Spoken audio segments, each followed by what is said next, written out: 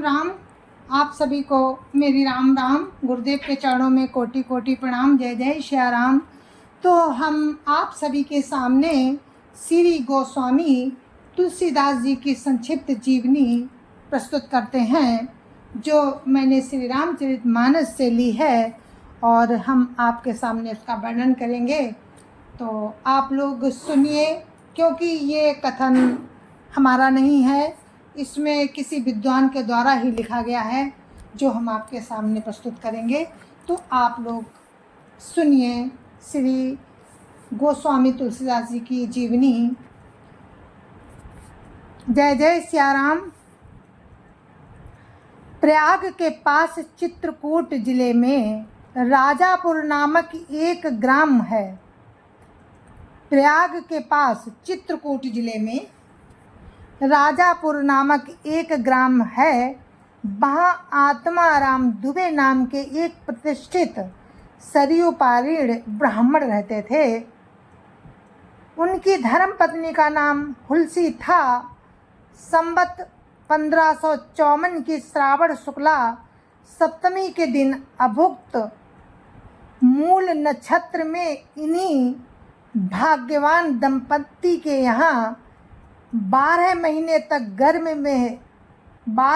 तक गर्भ में रहने के पश्चात श्री गोस्वामी तुलसीदास जी का जन्म हुआ था। जन्मते समय बालक तुलसीदास जी रोए नहीं, किंतु उनके मुख से राम का शब्द निकला। बहुत बड़ी बात है, राम का नाम उनके मुख से निकला।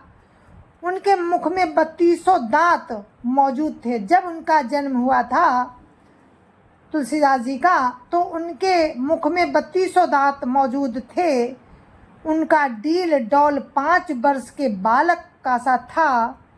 इस प्रकार के अद्भुत बालक को देखकर पिता अमंगल की शंका से भयभीत हो गए और उसके संबंध में कई प्रकार की कल्पनाएं करने लगे।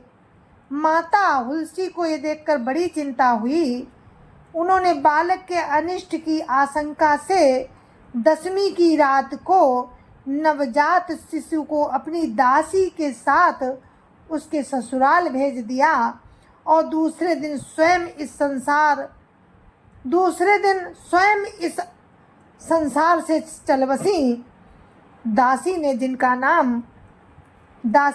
जिनका नाम चुनिया था, बड़े प्रेम से बालक का पालन पोषण किया। जब तुलसीदास लगभग 5.5 वर्ष के हुए तो चुनिया का भी देहांत हो गया। अब तो बालक अनाथ हो गया। वो द्वार द्वार भटकने लगा। इस पर जगत जननी पार्वती जी को इस होनहार बालक पर दया आई। वो ब्राह्मणी का वेश धारण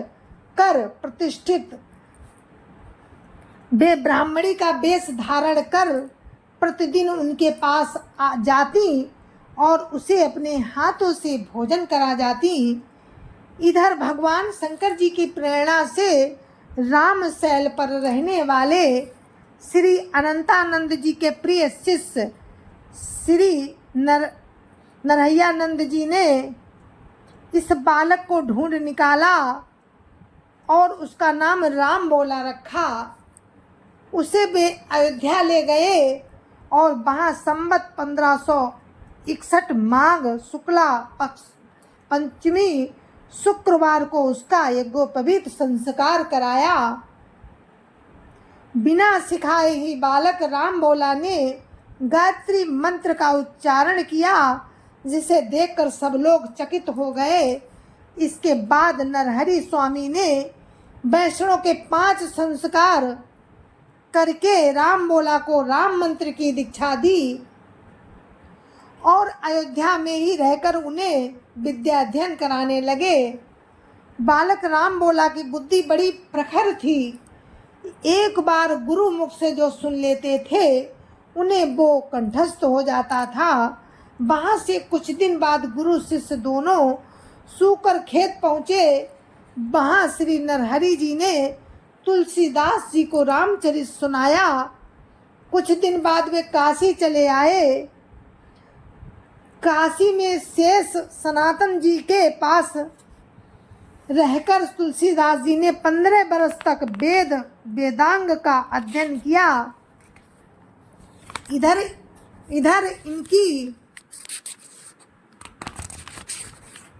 इधर उनकी लोक वासना कुछ जागृत हो उठी और अपने विद्या गुरु से आज्ञा लेकर भी अपनी जन्मभूमि को लौट आए। वहां आकर उन्होंने देखा कि उनका परिवार सब नष्ट हो चुका है। उन्होंने विधि पूर्वक अपने पिता आदि का श्राद्ध किया और वहीं रहकर लोगों को भगवान राम की कथा सुनाने लगे। संवत 1583 ज्येष्ठ शुक्ला 13 गुरुवार को भरद्वाज गोत्र की एक सुंदर कन्या के साथ उनका विवाह हुआ और वे सुखपूर्वक अपने नवविवाहिता वधू के साथ रहने लगे। एक बार उनकी स्त्री भाई के साथ अपने मायके चली गई। पीछे पीछे तुलसीदास जी भी वहां जा पहुँचे। उनकी पत्नी ने इस पर उन्हें बहुत धिक्कारा और कहा कि मेरे इस हाड़ मांस के शरीर में जितनी तुम्हारी आसक्ति है उससे आदि भी यदि भगवान में होती तो तुम्हारा बेड़ा पार हो गया होता। तुलसीदास जी को ये शब्द लग गए। वे एक ही क्षण भी न रुके। वे एक क्षण भी नहीं रुके, तुरंत वहाँ से चल दिए। वहाँ से चलकर तुलसीदास जी प्रयाग आए। वहाँ उन्होंने गृहस्थ वेश का परित्याग कर साधु वेश ग्रहण किया। फिर तीर्थाटन करते हुए काशी पहुँचे। मान सरोवर के पास उन्हें काकभुसुंडी जी के दर्शन हुए। काशी में तुलसीदास जी राम कथा कहने लगे। वहाँ उन्हें एक दिन एक प्रेत मिला जिसने उन्हें हनुमान जी का पता बतलाया।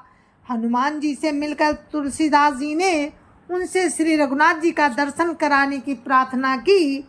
हनुमान जी ने कहा, तुम्हें चित्रकूट में श्री रघुनाथ जी के दर्शन होंगे। इस पर तुलसीदास जी चित्रकूट की ओर चल पड़े। चित्रकूट पहुंचकर राम घाट पर उन्होंने अपना आसन जमाया। एक दिन वे प्रदक्षिणा करने निकले।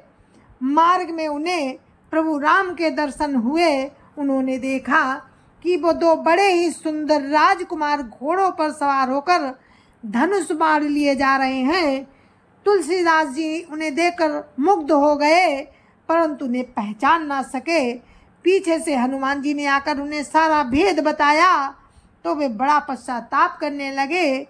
हनुमान जी ने उन्हें सांत्वना दी और कहा, प्रातः काल फिर दर्शन होंगे। संवत 1507 की मौनी अमावस्या बुधवार के दिन उनके सामने भगवान प्रभु राम पुनः प्रकट हुए। उन्होंने बालक रूप में तुलसीदास जी से कहा, बाबा हमें चंदन दो। हनुमान जी ने सोचा वे इस बार भी धोखा न खा जाएं, इसीलिए उन्होंने तोते का रूप धारण करके ये दोहा कहा।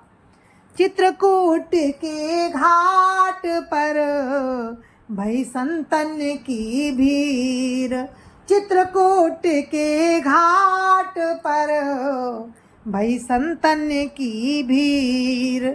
तुलसीदास चंदन घिसे तिलक देत रघुवीर। राम राम राम राम राम राम राम राम राम राम राम राम राम राम। तुलसीदास जी उस अद्भुत छवि को निहार कर शरीर की सुधि भूल गए। भगवान ने अपने हाथ से चंदन लेकर अपने तथा तुलसीदास जी के मस्तक पर लगाया और अंतर्धान हो गए। संवत 1628 में ये हनुमान जी की आज्ञा से अयोध्या की ओर चल पड़े। उन दिनों प्रयाग में माघ मेला था। वहाँ कुछ दिन वे ठहर गए। पर्व के 6 दिन बाद एक बट वृक्ष के नीचे उन्हें भरद्वाज और याज्ञवल्क्य जी मुनि के दर्शन हुए। वहाँ उस समय वही कथा हो रही थी जो उन्होंने सूकर के खेत में अपने गुरु से सुनी थी। वहाँ से एक काशी चले आए और वहाँ प्रहलाद घाट पर एक ब्राह्मण के घर निवास किया। वहाँ उनके अंदर कवित्व शक्ति का स्फुरण हुआ और वे संस्कृत में पद रचना करने लगे। परंतु दिन में वे जितने पद रचते थे, रात्रि में वे सब लुप्त हो जाते थे। ये घटना रोज घटती। 8वें दिन तुलसीदास जी को स्वप्न हुआ कि भगवान शंकर ने उन्हें आदेश दिया कि तुम अपनी भाषा में काव्य रचना करो। तुलसीदास जी की नींद उचट गई। वे उठकर बैठ गए। उसी समय भगवान शिव और पार्वती उनके सामने प्रकट हुए। तुलसीदास जी ने उन्हें साष्टांग प्रणाम किया। शिव जी ने कहा, तुम अयोध्या में जाकर रहो और हिंदी में काव्य रचना करो। मेरे आशीर्वाद से तुम्हारी कविता सामवेद के समान फलवती होगी। इतना कहकर श्री गौरी शंकर अंतर्धान हो गए। तुलसीदास जी उनकी आज्ञा सिरोधार्य कर काशी से अयोध्या चले आए। संवत 1631 का प्रारंभ हुआ। उस साल रामनवमी के दिन प्राय वैसा ही योग था जैसा त्रेता युग में राम के जन्म के दिन था। उस दिन प्रातः काल श्री तुलसीदास जी ने श्री रामचरितमानस की रचना की। 2 वर्ष 7 महीने 26 दिन में ग्रंथ की समाप्ति हुई। संवत 1633 के मार्गशीर्ष शुक्ल पक्ष में राम विवाह के दिन 7 कांड पूर्ण हो गए। इसके बाद भगवान की आज्ञा से तुलसीदास जी काशी चले आए। वहां उन्होंने आकर विश्वनाथ और माता अन्नपूर्णा को रामचरितमानस सुनाया। रात को पुस्तक श्री विश्वनाथ जी के मंदिर में रख दी गई। सवेरे जब पट खोला गया तो उस पर लिखा पाया गया, सत्यम शिवम सुंदरम, सत्यम शिवम सुंदरम। और नीचे भगवान शंकर की सही थी। उस समय उपस्थिति लोगों ने सत्यम शिवम सुंदरम की आवाज भी कानों से सुनी। इधर पंडितों ने जब ये बात सुनी तो उनके मन में ईर्ष्या उत्पन्न हो गई। वे दल बांधकर तुलसीदास जी की निंदा करने लगे। उस पुस्तक को भी नष्ट कर देने का प्रयत्न करने लगे। उन्होंने पुस्तक चुराने के लिए 2 चोर भेजे। चोरों ने जाकर देखा कि तुलसीदास जी की कुटी के आसपास 2 वीर धनुष बाण लिए पहरा दे रहे हैं। वे बड़े ही सुंदर श्याम और गौर वर्ण के थे। उनके दर्शन से चोरों की बुद्धि शुद्ध हो गई। उन्होंने उसी समय से चोरी करना छोड़ दिया और भजन में लग गए। तुलसीदास जी ने अपने भगवान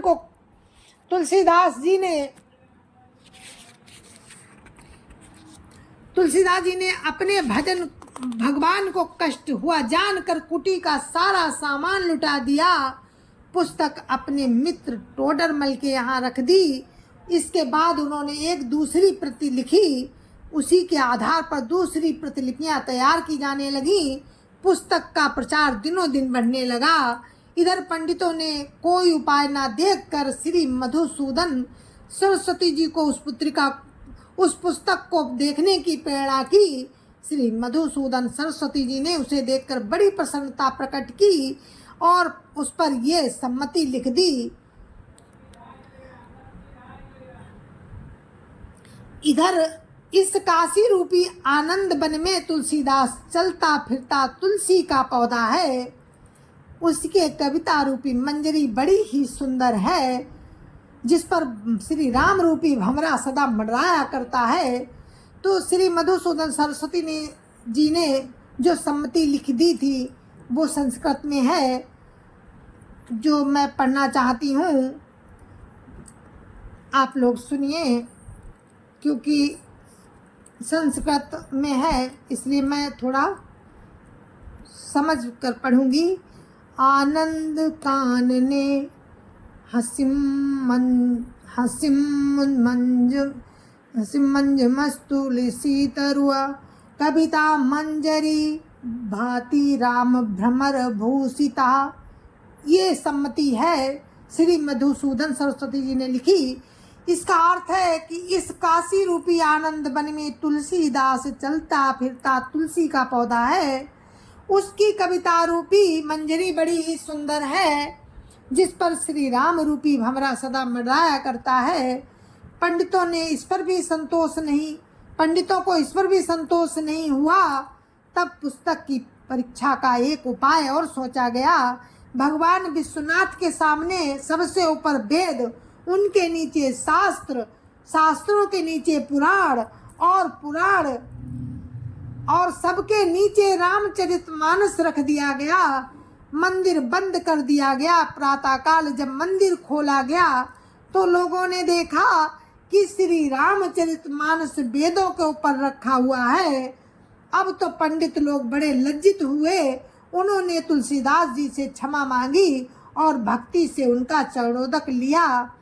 तुलसीदास जी अब 80 घाट पर रहने लगे। रात को एक दिन कलयुग मूर्त रूप धारण कर उनके पास आया और उन्हें त्रास देने लगा।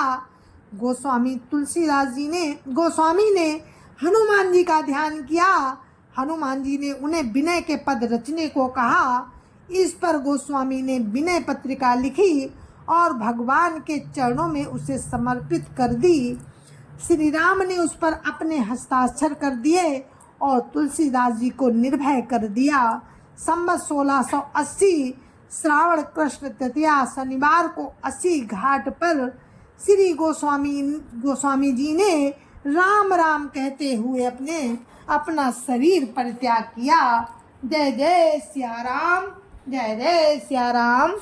तो ये थी श्री गोस्वामी तुलसीदास जी की संक्षिप्त जीवनी, जो रामचरितमानस में जिसका उल्लेख है। मैंने उसी को आपके समक्ष रखा है, अपनी तरफ से कुछ भी नहीं, क्योंकि मुझे कुछ नहीं आता है।